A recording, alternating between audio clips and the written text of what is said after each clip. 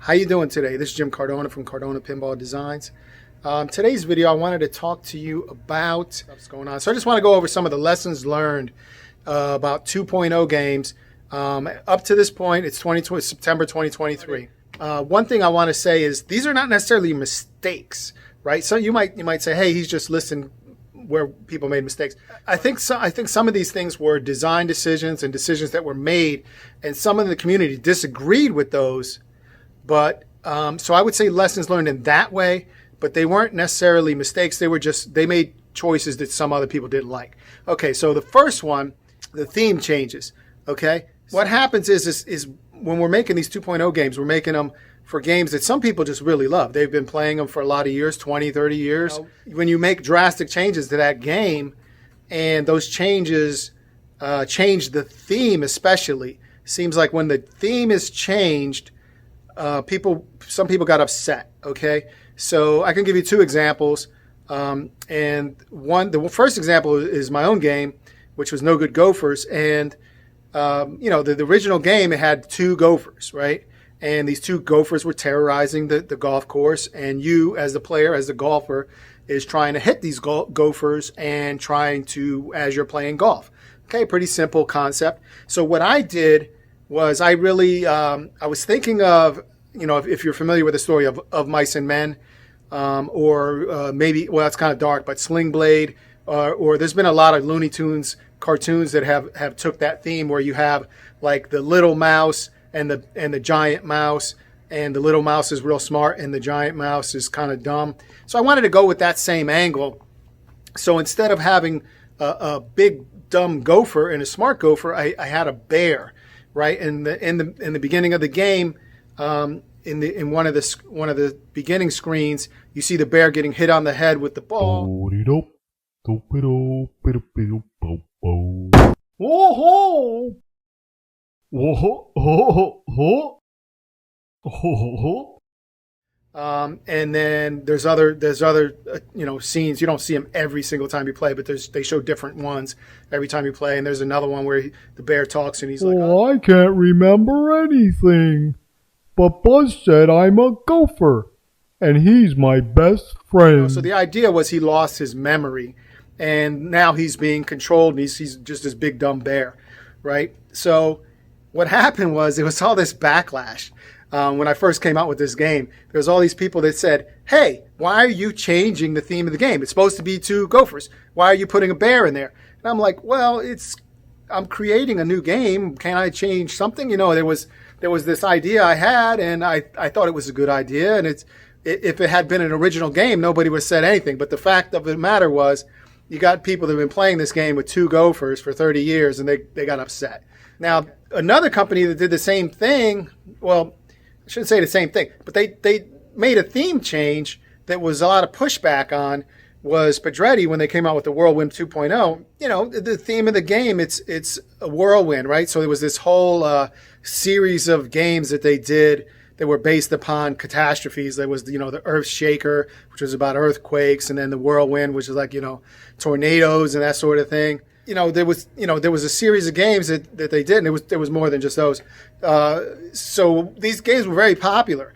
And when Pedretti came in, they took some creative license. They did design decisions. And they decided, you know what? We want to change it from just tornadoes. We want to throw some other stuff in there. So they got these like aliens that are I don't know, cell phone aliens or something like that. And there's some things about instead of a tornado, it's a donut tornado or something. And I don't know. I can't speak to all the exact modes. It's not my company, but the game itself is a lot of fun, right? And I think it's a good game, but there was a certain segment of the audience that kind of got upset, like, why are you changing the theme of the game? Because they have this ownership of it, right? They played this game for 20 or 30 years.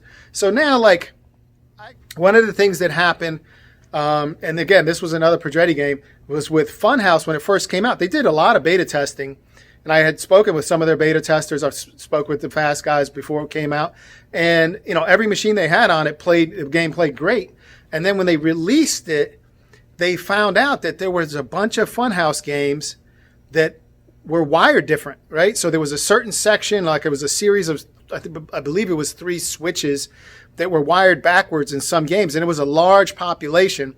And, at first they thought, well, maybe this was just something that happened when somebody, was working on the playfield. They wired it back. But then when they found out there's so many of them, they realized this was something that happened in the original manufacturing in the factory, that there was a bunch of games that had a couple switches wired opposite of each other. And they worked fine on the original code. So the original code took into account that these switches could be wired differently. But when they wrote the new code, they didn't know that. They didn't know that was an expectation. They went by the manual. They went by what were all of the switches in the manual. And their code, it was like when they're getting these switches happening out of order, some things are not happening right, and there was some logic bugs. So it was just like, again, I'm not calling that a mistake. It's just something that you don't know is going to happen.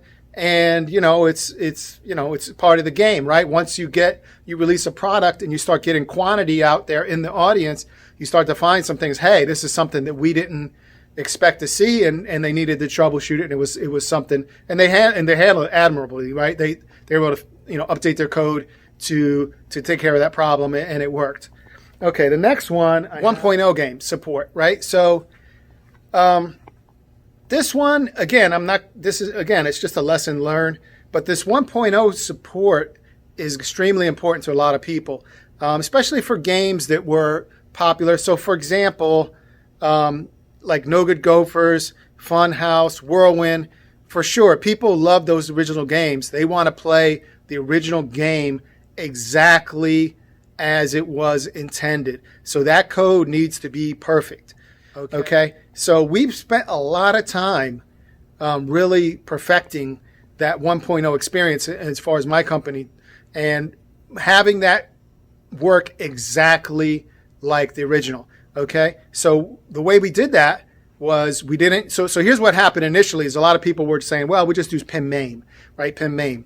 So a lot of PinMain is just an emulator. It's out there. The idea behind it is that it allows you to play on your computer. You can load the original code for a game and it plays it on a computer and it looks good. But when you're controlling real coils and real switches, and there's timing, exact timing for pulse timings and stuff, the computer doesn't care about that because the computer doesn't have coils. But when you're running a real pinball machine, you need all of those coil timings, and you need all of that stuff to be exact like the original. So I worked alongside the FAST team, and they were super great at doing this, getting all the coil timings from the original code and implementing those. So we didn't use PinMain at all.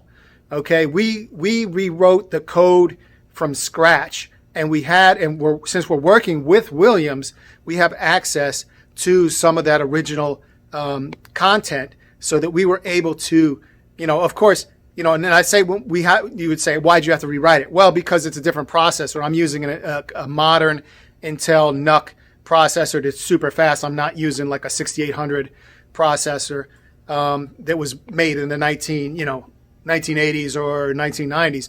We're not using the WPC hardware. We're using brand new hardware. So we had to rewrite that code because our processors are different. They have different commands for those processors. But we had that original code, and we could squeeze it in such that we're not just emulating it. We're actually, the last one I wanted to cover was the kind of the rush to market idea. And I think this is a problem that a lot of pinball manufacturers have, not just us. And I will call it a problem, this one, not just a lesson learned. But, a lot of pinball manufacturers, they have deadlines. We have deadlines, right? Because our license is only good for so long. So there's this big push to get it out into the market. Stern did that recently with the James Bond. The code just wasn't done. I like the game. I'm not trying to, throw any shade on Stern, because I have a lot of Stern machines. I'm a big Stern supporter, and I think they make a quality product. But in this particular case, there was a little bit of a rush to market on that game. And, I think that the 2.0 community can be under that same deadline, that same time pressure. So it's just something that we have to watch. It's a lesson. And that was it. Those were the four big things that so far that I've had for 2023. Kind of give you a little snapshot of the 2.0 market and the industry. And if you have any questions, hit me up. You can see below I have my links for my website. You can purchase my products, my Facebook page. So hit me up if you have any questions. If you have any topics you want me to cover.